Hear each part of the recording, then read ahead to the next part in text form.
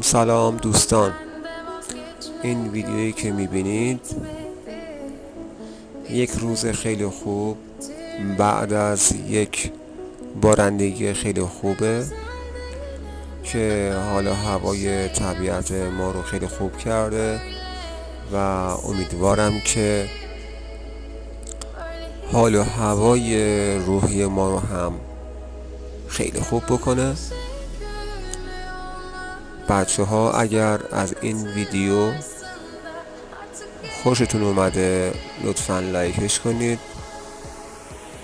یا یک پیغام انگلیسی بذارید که این ویدیو بمونه در یوتیوب و من بتونم در یوتیوب ماندگار بمونم و فعالیت کنم. دست همتون درد نکنه. متشکرم. مرسی.